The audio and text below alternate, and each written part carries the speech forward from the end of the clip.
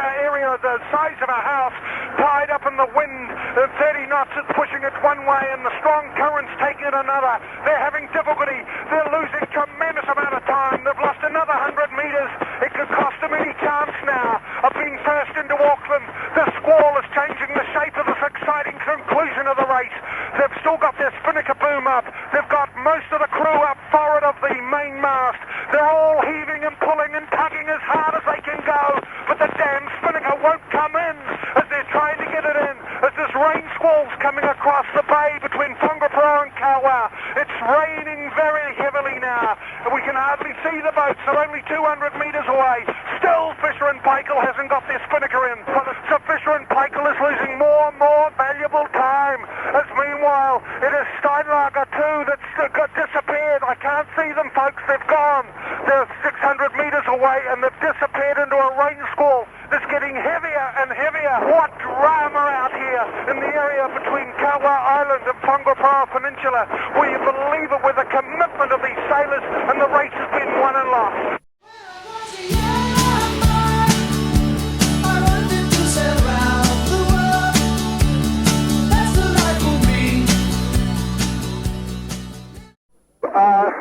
Pete, take a deep breath, and we now have Peter Blake with us on Steinlager 2. Congratulations from all of New Zealand, Peter Blake, and Pete Montgomery would love to have a chat with you.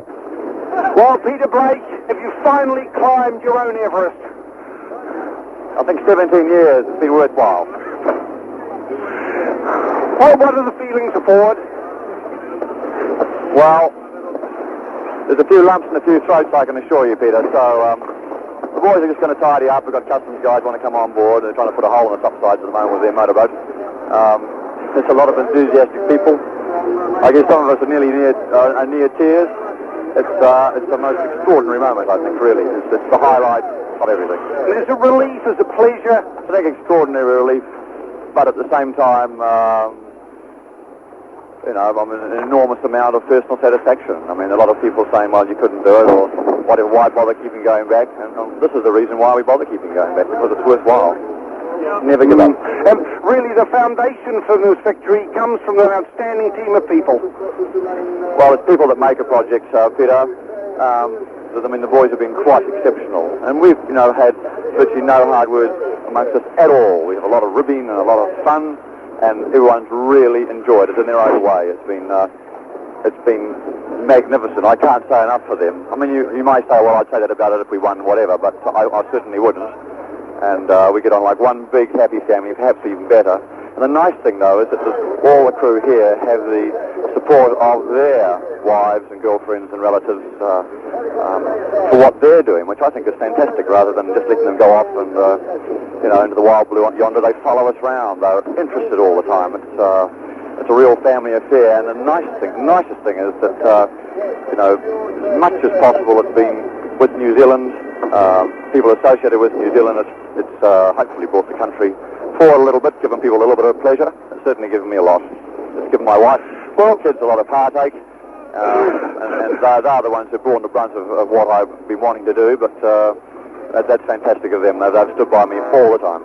The decision to go with the kids, that you've outthought them, outwitted them in this business, rather than taking snipes at it. Well, I think it's not just us either. At Fisher and Paykel camp, the guys there are just as dedicated, really. And they're right behind us here. We can't quite see them yet, but they're coming up Southampton water, no doubt, to the finish.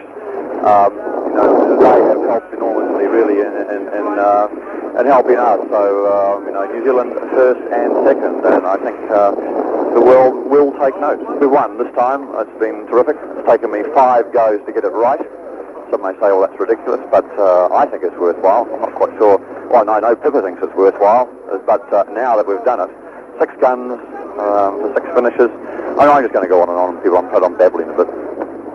Yeah. Oh, marvellous. Enjoy your day today, Peter. It really is marvellous. I know that New Zealanders who are up now and those who are going to wake up will really salute you and enjoy the day with you. Thanks for chatting to us. Peter, that's marvellous to see you out here, and we certainly are going to enjoy the day more than we've enjoyed most days ever from now on. Well, that's Peter Blake, the winner, the skipper of Steinlager 2, winner of the 5th Whitbread Round the World Yacht Race.